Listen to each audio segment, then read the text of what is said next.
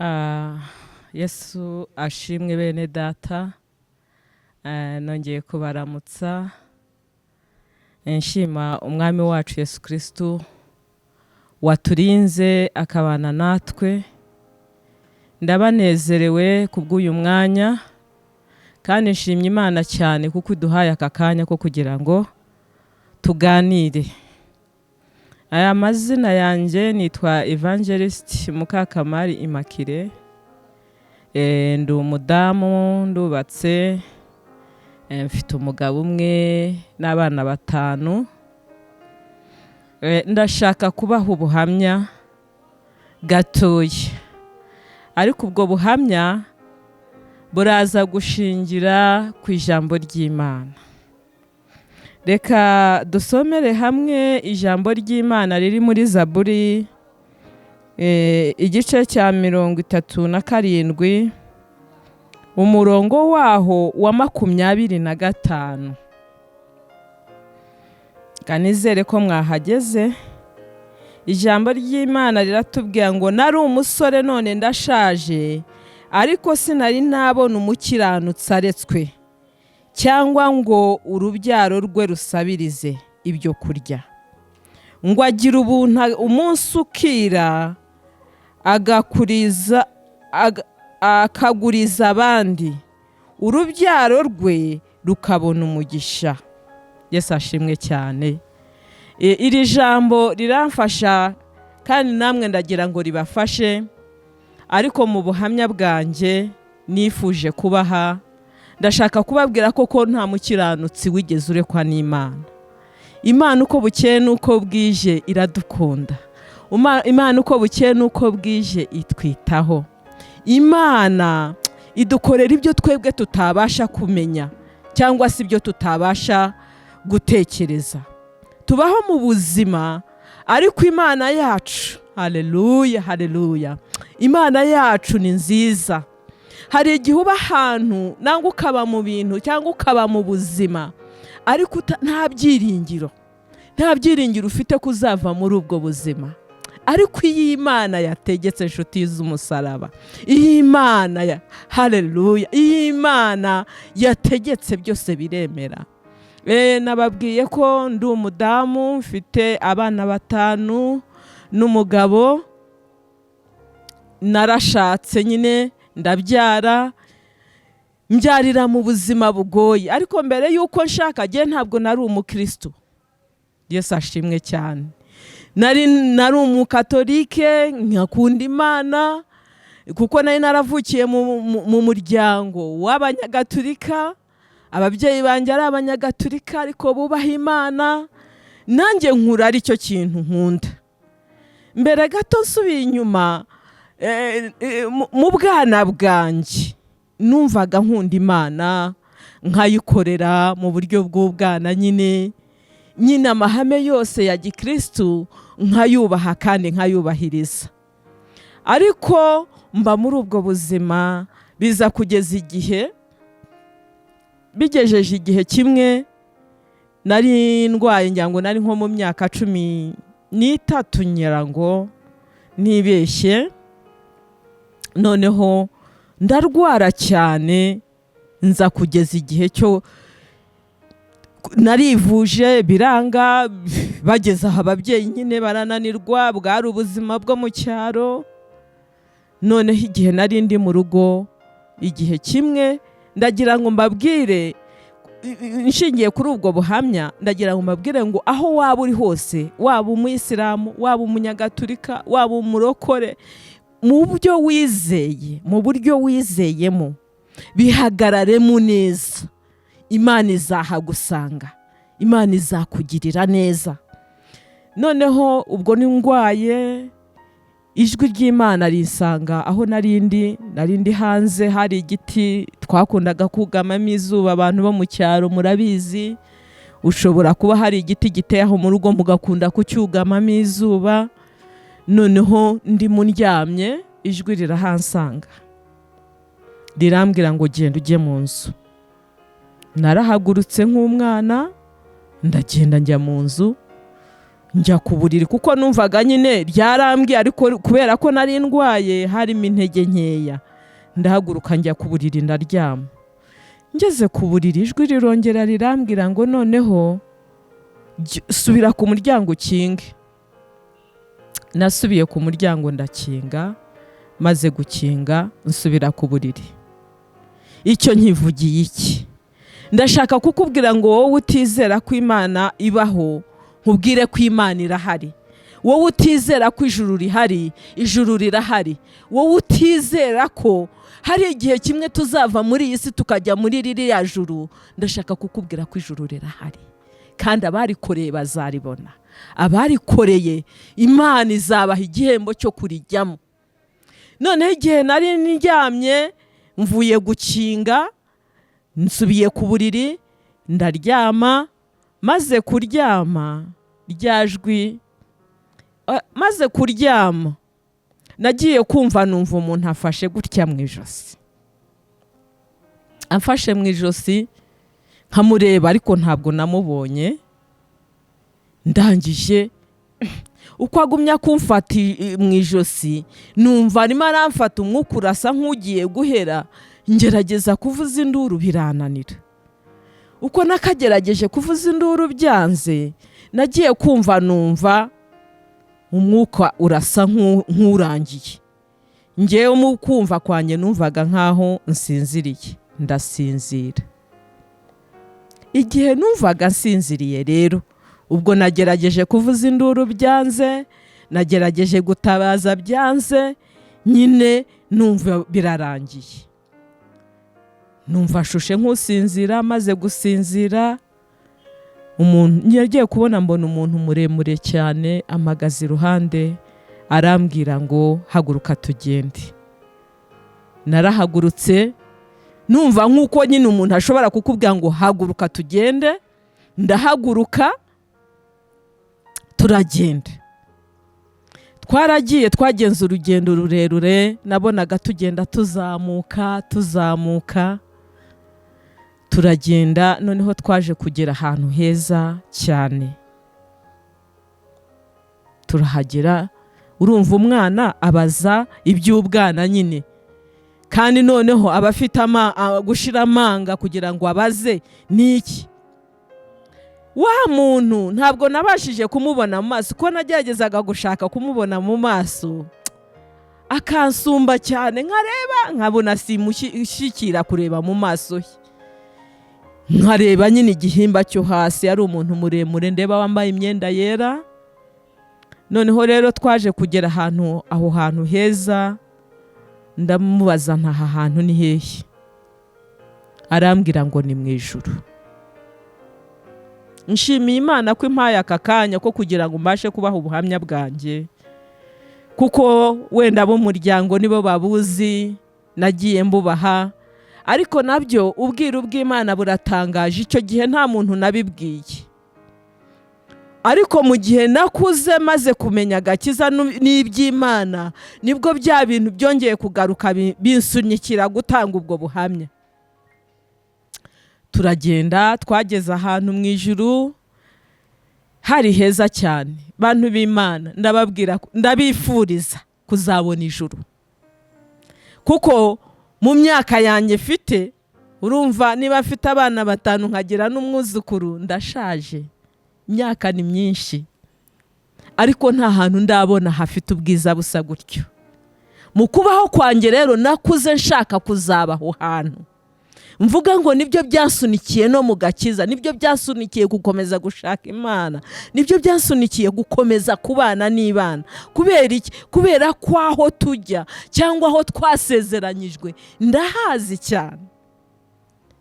Twarahageze, bwari ubusitani bwiza, niko nabyita, ni nk'ubusitani, ariko utavuga ngo ni ubusitani buteye gute. Hari indabo nziza, hari ahantu harabagirana, ahantu ugera ukumva amahoro n'umunezero, nta kintu kindi ushobora kwibuka.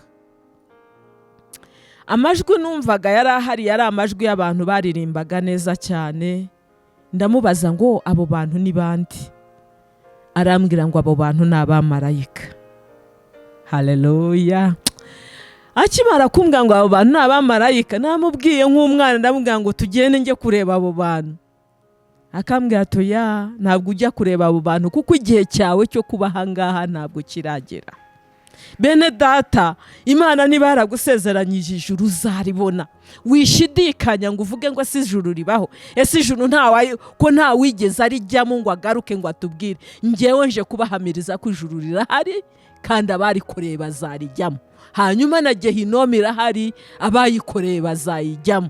Ariko icyo nkwifuriza muntu w'Imana, icyo nkwifuriza bwoko bw'Imana, nuko wakorera ijuru kazarijyamo. Twaratembereye, turagenda ahantu henshi, nkumva amajwi meza, nkamubwira, akambwira ati ntabwo uragerayo. Noneho twaje kugera ahantu arahagarara. Ubwo twagendaga ndi imbere nanjye mukurikira ibyo numvishije nkamubaza. Tugera ahantu arahagarara, amaze guhagarara arambwira ati reba hasi. Narebye hasi nkuko nyine waba uri hejuru ukareba hasi, mbona n'umwijima gusa, umwijima ariko wa wundi nawe ntafite ukuntu nageranya kuko amatara yaraje. N'udafite amatara, urumuri rw'amatara ari ahandi ararubona akabona ko hageze. Wari wa mwijima wa wundi w'icuraburindi. Noneho muri uwo mwijima w'icuraburindi harimo akantu, ukagenda ubona akantu kaka nkuko wabubona, nkuko iyo turi hasi tubona inyenyeri, ariko noneho ziriya nyenyeri ku ijuru uba ubona hari umucyo hagaragara. Ahandi hari umwijima ukagenda ubonamo ako kantu kagenda kaka. Namubaza none se hariya ko mbona umwijima, kariya katadowa, urabona udutadowa two mu cyaro, urumva gihe nari mu cyaro icyo gihe natubonaga nka twa tudatowa two mu cyaro. Ndamubaza ngo se turiya dutadowa tuvuze iki? Arambwira ngo hariya h'umwijima ni isi. Isi nta kintu kigaragara kiriho. Ni hanyuma turiya dutadowa, arambwira ngo turiya dutadowa urimo kureba ni ahantu hari umuntu usenga. Yesu ashimwe cyane. Ni ukuvuga ngo muntu w'Imana, wowe usenga ugakiranuka, hari ikimenyetso kirimo kukugaragaza mu ijuru. Ariko udasenga n'udakiranuka, ni ukuvuga ngo n'umwijima nta nubwo aboneka, nta gihari. Abarokora nibo bakunda gukoresha ijambo ryiza rivuga ngo turi abakene nyamara dutungishije benshi. Abenshi ntibashobanukirwe n'iki bashatse kuvuga. Iyi si turiho ibeshejweho n'abantu basenga Imana, kuko mu yandi magambo badahari nta gihari. Rero ndagira ngo mbabwire ngo ijuru rirahari na Gehinomu irahari. Aho twarahavuye twigira imbere, rangije ikintu kindi yongereye kunyereka cyanteye ubwoba cyane ni Gehinomu. Gehinomu irahari kandi bazayijyamo. Abatazakorera ijuru bazayijyamo. Ndangije cyari ikintu kinini, icyobo kinini ku buryo nyine ntabwo wabona ahantu giherera naho gitangirira. Ndamubaza ngo kiriya cyobo mbona, naje kubona ikintu cyanshushanyirije Gehinomu uko nayibonye. Hari igihe ibirunga byarutse, noneho tukajya tubibona nyine. Kuri iyi kirunga kiruka, biriya bintu biva mu kirunga biruka, biriya bitemba biva mu kirunga, nibyo muri uwo mwobo muri iyo Gehinomu nibyo bintu byari birimo. Kuri yuko wabonaga ikirunga kiruka, ibyavaga mu kirunga niko Gehinomu imeze. Ariko yo ari umwobo nka wa wundi wa toilette bacukura, ariko noneho harimo ibyo bintu bibira. Ndamubaza ngo hariya hantu ni hehe? Arambwira ngo iyo ni Gehinomu. Iriya niyo Gehinomu wajyaga wumva.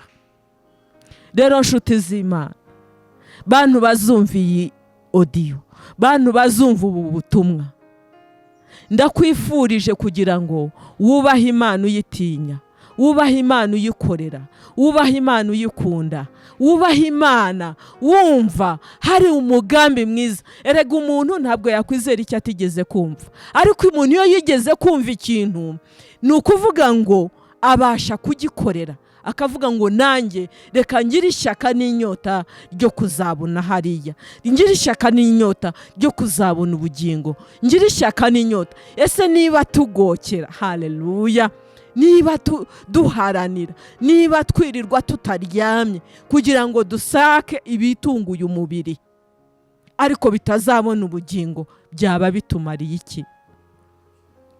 Inshuti z'Imana, ndagushishikariza, aya ni amahirwe ugize nanjye ngize, kudahagarika iby'Imana yambwiye, kuticarana ubutumwa Imana yampaye, kuticarana iby'Imana yanyeretse. Ndazi ko ni benshi bazabona ubu butumwa, ariko ndakwifuriza kugira ngo wo kuzajya muri Gehinomu.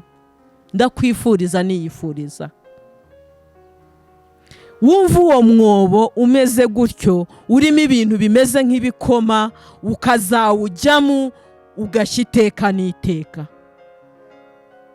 Ibyo yarabinyeretse, amaze kubinyereka arambwira ati rero subira ku isi kuko uzaba umukozi wanjye. Mu by'ukuri ntabwo nigeze mbitekereza ko jyewe igihe nk'iki nzaba mvuga kubaho kw'Imana, nzaba mvuga ubuntu bw'Imana, nzaba mvuga gukora kw'Imana, nzaba mvuga kugira neza kw'Imana. Ariko Imana y'icyo gihe yari ibizi. Haleluya, haleluya. Rero ngiriwe ubuntu icyo gihe kuko numvaga aho hantu ndi nahakunze. Naramubwiye ngo ntabwo nsubirayo, naramubwiye ngo ndigumira ahangaha, ariko Imana umugambi wayo njya mbitekerezaho nkavuga ngo ariko Mana uzampa ubugingo buhoraho kuko nari nabugezemo, niwe wangaruye kuri iyi si, iyo ndeka nkigumirayo. Niyo mpamvu rero nizera neza ntashidikanya, ntabwo Imana izemera kundekura, ari rw'uru rugendo ndimo, ntabwo Imana izemera kundekura kuko hari icyo nayisabye, hari icyo navuganye nayo. Niba narayibwiye ngo ntuzigere undekura kugira ngo mbure ubugingo buhoraho, ntabwo izigera indekura. Imana ni nziza, Imana iradukunda, Imana itugira neza. Nugira ubuntu bwo kumva ubu buhamya, nugira ubuntu bwo kumva ubu buhamya, uzabwandike ku nkingi z'umutima wawe. Ndagusengera Imana ntuzigere urimbuka, ndagusengera Imana uzabyumve nk'ukuri. Mu myaka yanjye mfite ntabwo naza hano kubeshya. Nabonye Imana, nabonye ijuru, mbona Gehinomu. Abazabikorera bazabibona. Nukorera Gehinomu uzabona Gehinomu, nukorera ijuru uzabona ijuru. Ubwo nyine naramufashe ngo ntabwo nsubirayo, ariko bisoza agize gutya ansunika, yansunitseho akantu gato, ngiye kwisanga ndi hahandi ho nari ndyamye. Narababaye cyane, ariko nta muntu nigeze mbibwira icyo gihe.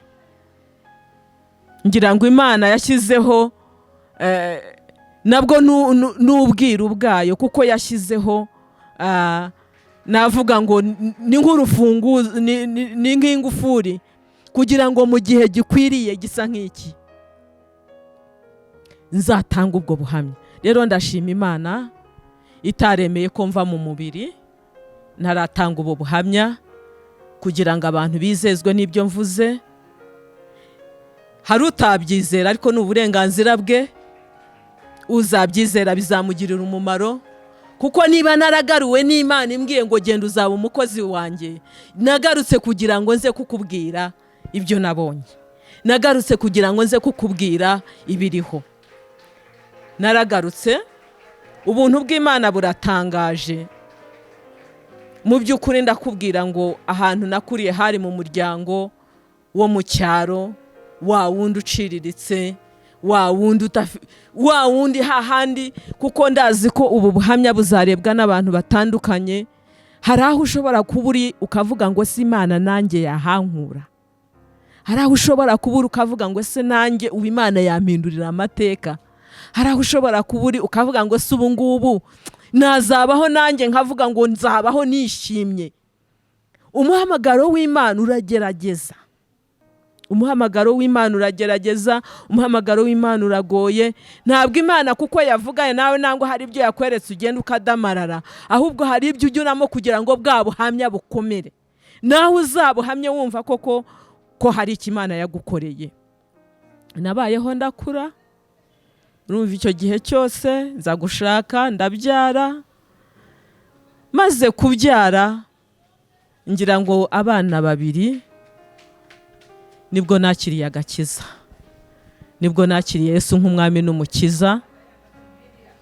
Icyo gihe rero niyo mpamvu ndimo kukubwira ngo ibyo ari byo byose aho uri, simvuze ngo idini riniri, bikore neza, bikore neza. Imana nigushima ifite ahandi gushaka niyo yonyine izakwijyanira.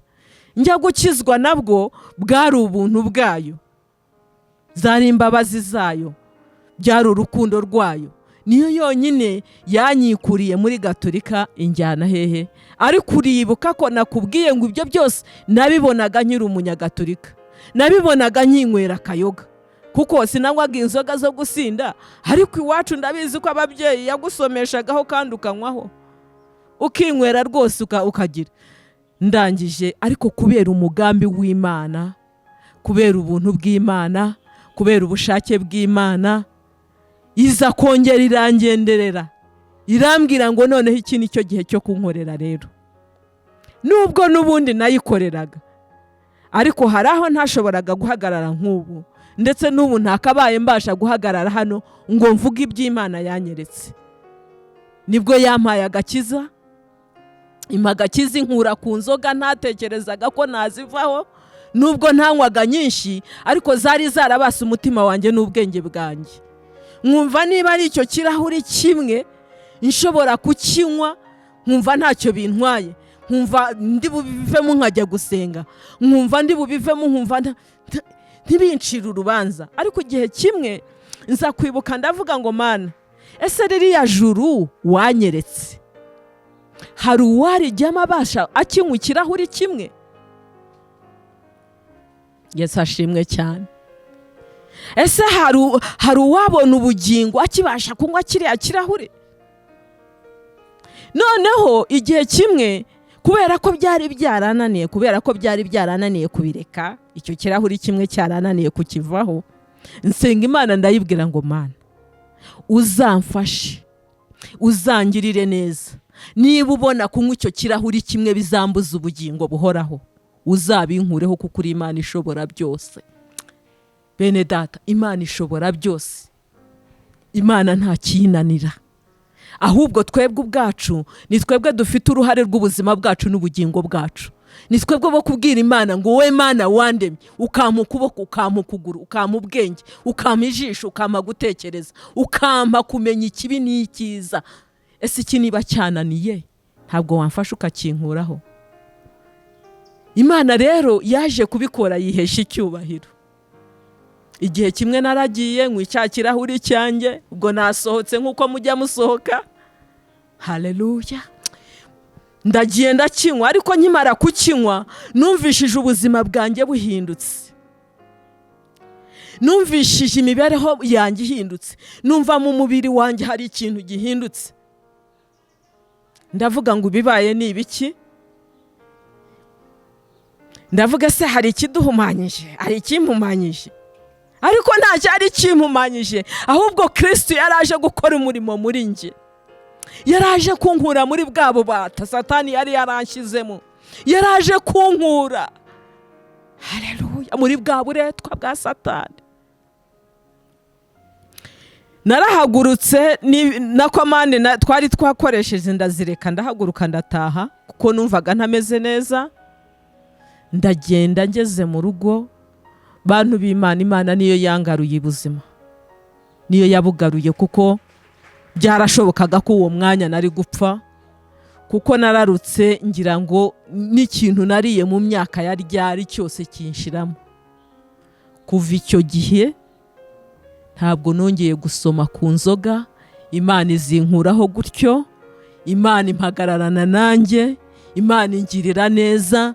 Ndagira ngo nkubwire ngo ibyo uvuga ngo ntabwo wabishobora, niba uzi uko ari icyaha Imana yaguhaye guhitamo ikibi n'icyiza, senga Imana uyibwire ngo Mana, njyewe ntacyo nashobora, njyewe ntabwo nashobora kureka ubwo busambanyi, njyewe ntabwo nashobora kureka ubwo businzi, njyewe ntabwo nashobora kureka icyo cyose cyuzi ko cyakubase. Imana irashoboye, Imana nta kiyinanira. Imana iyo yashatse kukugirira neza hamwe no gusenga, erega utabisabye Imana hari igihe yanabiguha ntubimenye, ariko iyo ubikoze wabisabye, iyo ubikoze wayisenze, uravuga ngo Mana urakoze, ndayishima. Haleluya. Nongera kukubwira wowe uvuga ngo kunywa inzoga si icyaha, ni icyaha. Kuko ndabyibuka mbere gato narasengaga kandi icyo kirahuri cyarananiye, ariko nsenga Imana ndayibwira ngo Mana, niba uzi uko iki kirahuri gishoboza kumbuza ijuru, mbabarira ukinkurireho. Iyo ibiza kubizi ko kunywa inzoga atari icyaha, ntabwo iba yarabikuyeho kuko ntacyo byari biyitwaye. Ibyo rero yarabikoze, ndayishimiye. Nawe nongera kukwinginga nkubwira ngo ni ukuri Imana igufashe, Imana ikugirire neza, Imana igukomeze, Imana igukomeze kandi ubisabye. Ibyo byavuyeho nkomeza gukorera Imana, bya bintu byayo mbyita ibyayo, kuko mu by'ukuri icyo gihe ntabwo natekerezaga kuzakizwa, ntabwo natekerezaga kuzabwiriza ubutumwa bwiza, ntabwo natekerezaga kuzaba evangelisiti, ntabwo natekerezaga kuzagira umunsi nk'uyu nguyu nicara imbere yanyu mbabwira iby'Imana. Ariko kuko Imana ari umugambi wayo, kuko ariyo yabitegetse, kuko ariyo yabigambiriye kuri nje, yarabikoze. Uyu munsi ndimo kubikora. Ndagira ngo nkwinginge n'iyinginga, dukunda Imana kandi tuyubahe, kuko tuzi iminsi tumaze, ariko ntabwo tuzi iminsi dushigaje. Isaha n'isaha ushobora kuva muri uyu mubiri, isaha n'ishaha ushobora kugira utya igare ryawe rikaza. Iyo tugenda mu nzira tuba tugendana n'amagare yacu. Ndakwinginga kugira ngo wo kuzumva iyo audio ngo nurangiza ubura ubugingo buhoraho. Ndakwinginga nshuti y'Imana, Imana rega iradukunda, ntabwo ijya yifuza ko turimbuka, ntabwo ijya yifuza ko tubura ubugingo. Ngo igihe kimwe Imana ivugana na Satani, iramubwira ngo Satani, abazakwemerera abo bazaba bawe, nanjye abazanyemera abo bazaba banjye. Ndagira ngo wemere Imana. Haleluya. Ndagira ngo wemere Imana, ukunda Imana.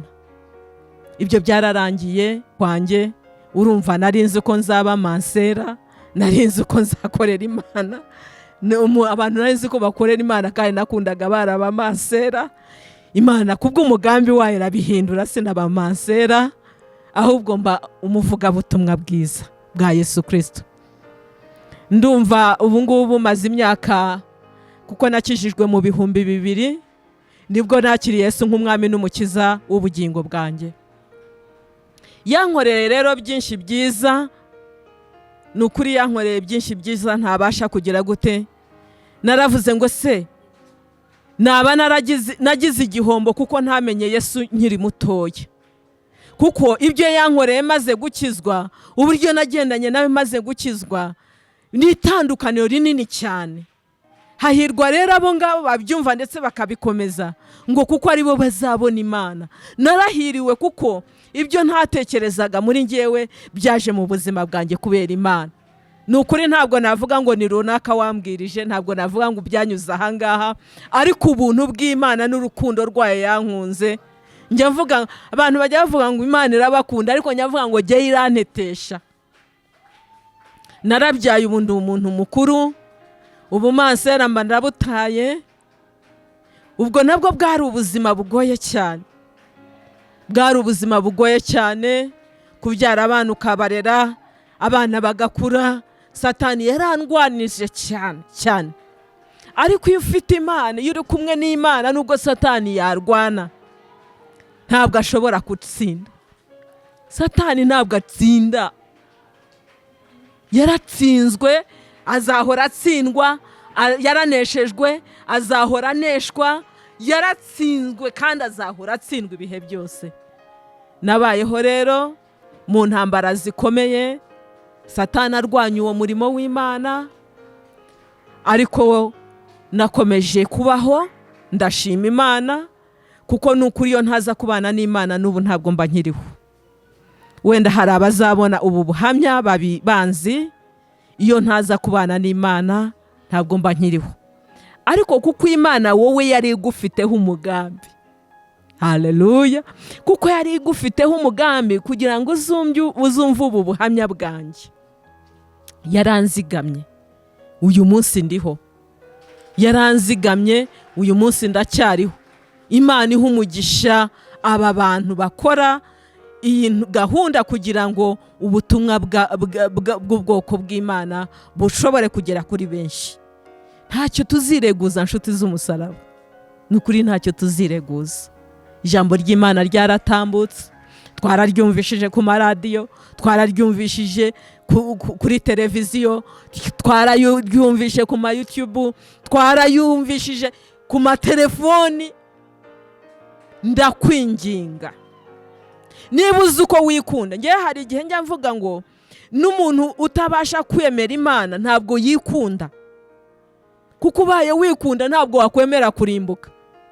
Ubu se umuntu yakubwira ngo genda ujye hariya bacanye umuriro ngo ukubitemo ukuboko ukagenda ukagushyiramo? Ahubwo hagaruka cya kindi ngo kubaha Uwiteka nibwo bwenge, kandi kuva mu byaha niko kujijuka.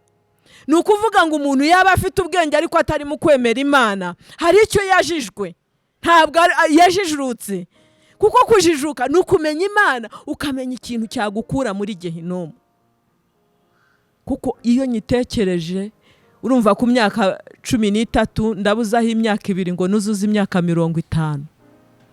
Ntabwo njya nkibagirwa, mpinda umushitsi, nkashesha urumeza, nkavuga ngo Mana uzandinde kujya muri Gehinomu, uzandindire ubwoko, uzandindire inshuti, uzandindire buri muntu wese ubashije kumva ubu buhamya.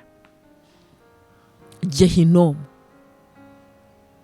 rero nshuti z'umusaraba, Imana yakomeze kungirira neza, ikomeza kundinda mu bihumbi 2000 mpagakiza. Ntangira gukorera Imana, nubwo Satani yarwanye ariko ntabwo atsinda, twe turabanesha no kurushaho. Ndakomeje rero. Ese byonyine ntabwo byaguha kuvuga ngo umuntu ubuze imyaka 50 akabangana gutya? Niki? Nge ntabwo nabayeho mu buzima bwiza nk'aba bandi bajya bavuga ngo twabayeho neza.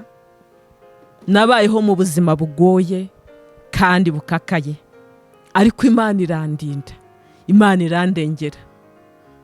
N'ubu ndiho, ndacyari muto, ngeze mu buzukuru, haleluya.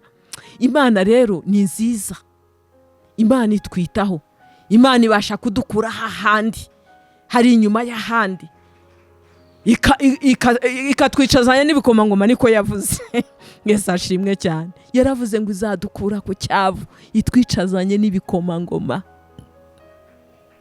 Mu by'ukuri undebye wavuga ngo nizahare, ntabwo nazahaye ngewe. Kandi mu buzima Imana yankuyemo bwari ubw'inzahare, bwari bugoye, ariko ubu ndi umumama ushima Imana, ndi umugore ushima Imana. Iyo ndi mu rugo rwanjye numva ashima Imana, iyo ndeba abana banjye numva ashima Imana. Nukuri nawe washima Imana. Iyo ndeba ubuzima ndimo uyu munsi numva ashimye Imana.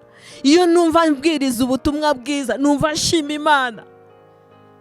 Nkavuga ngo ubundi ngewe ntabwo nari nzi kuvuga, ntabwo nari nzi kuvuga. Nubu ni wumva ndimo kuvuga gutya, ushobora kuvuga utari ko si uyu mugore we ubu ni muzima. Ni wumva mvuga gutya, ubu nabwo ni ubuhamya. Uwo munsi yanjyanye ikangeza hari nibwo yafunguye ururimi rwanjye ndavuga. Ubundi nabashaga kuba ndaho, naba nicaye mu bantu baseka nkaseka, bavuga nkaseka ibyo bavuze, ariko nta magambo nagiraga. Ariko iyo mvuga Imana, n'ubusanzwe mu banzi nta magambo ngira, ariko iyo mvuga Imana numva nujujwe, haleluya. Ndagira ngo nawe wuzuzwe wumve ko ibyo mvuga ari ukuri, muntu w'Imana.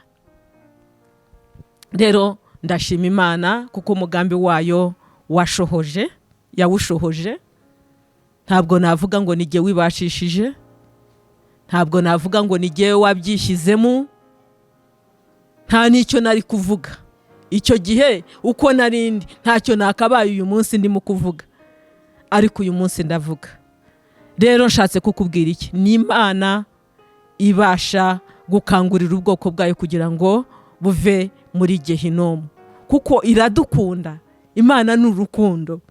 Icyo ikora byose, ibyo igambirira byose ni ukugira ngo tutabura ubugingo. Ntabwo yizajya mu kirere ngo ikirane na Satani.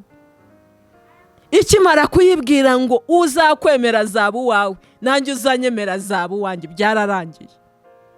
Ndakubwira ngo wemerere Imana, ugendane nayo, ikugirire neza. Uyu munsi ndashima Imana, ndi umuvugabutumwa bwiza, nkorera Imana numva nta bwoba mfite, kuko ibyo mvuga ni ibyayo, ntabwo ari ibyanjye. Ijambo ryayo riratubwira ngo iri ni itangiro ry'umunezero wacu. Ushobora kureba ukavuga uti uyu muntu uko ntanamuzi. Ngo hari ibihumbi bitarapfukamira Bayali. Hari ubwoko bw'Imana buri ahantu mu bwihisho bwayo yazigamye, burimo burakorera Imana, burimo burasengera ubwoko bw'Imana, burimo burasengera itorero ry'Imana, burimo burasengera umurimo w'Imana. Kandi ngo abo ngabo ntabwo bazapfa, ngo bazarama, ngo kugira ngo batekerereze abantu imirimo Uwiteka yakoze. Iyo mpfa ntabwo uyu munsi mba nkiriho. Hunga urupfu. Noneho hari ugupfa ukabura n'ubugingo. Hunga urupfu. Satani arica, nta kindi cyamuzanye. Rega wari mu kazi ke, yaje kwica, kunyaga no kurimbura. Igihe atarakwica azakunyaga. Yesu ashimwe cyane. Igihe atarakurimbura azakwica. Uzi gupfa uhagaze, ariko naba no gupfa ukaba wavuyeho. Rero ndakubwira nshuti y'Imana, Imana yangiriye neza. Ntabwo naje kuvuga amazu mfite, ntabwo naje kuvuga amamodoka, ntabwo naje kuvuga ubundi butunzi, ntabwo naje kuvuga. Ndakubwira ngo Imana yangiriye neza.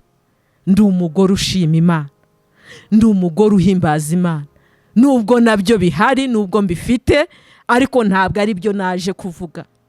Icyo nyashima Imana cya mbere nuko yampaye agakiza.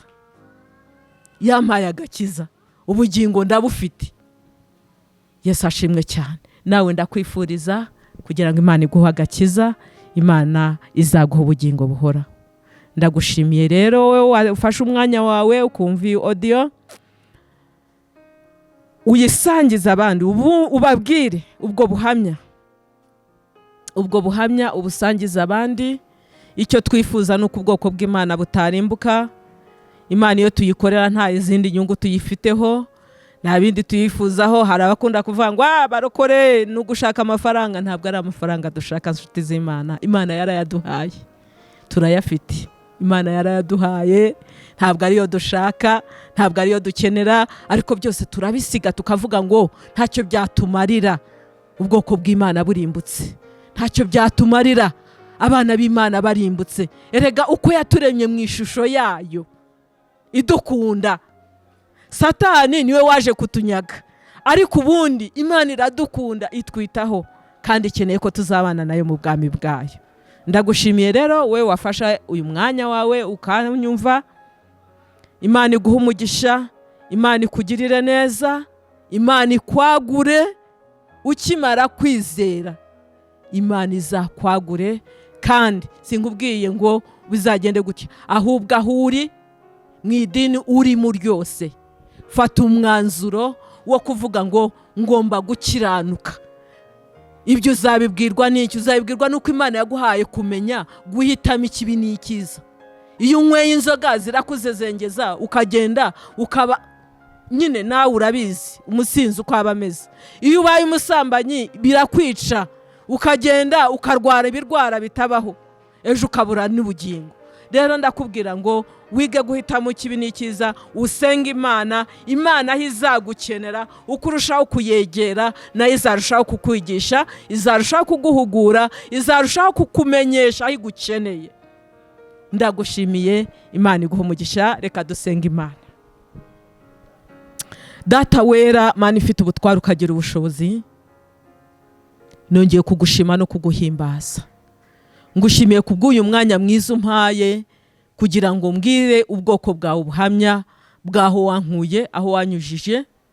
Wagize neza, ndagushimiye, warakoze. Kandi ngushimiye ko unyemereye nkaba mbwiye ubwoko bwawe ubuhamya bwo washatse ko nzavuga mu gihe runaka gihe ntatekereje. Rero basange ubagirire neza, basange ubahugure. Mwuka wera w'Imana, ntugahweme gusanga abo bose bazumva iyi audio, ntugahweme kubigisha, ntugahweme kubahugura, ntugahweme kubayobora, kugira ngo Data tuzabane muri bwa bwami bwawe. Uri mwiza, ugira neza, ubuntu bwawe ni bwiza, urukundo rwawe ni rwiza. Basanga ubagirire neza, kubaho kwawe kwitamure muri bo, ubushake bwawe n'urukundo rwawe bibaganze. Ibyo tubisabye twizeye mu izina ry'Imana Data n'Umwana n'Umwuka wera. Amen. Shalom shalom, ndabakunda cyane. Imana ibahe umugisha.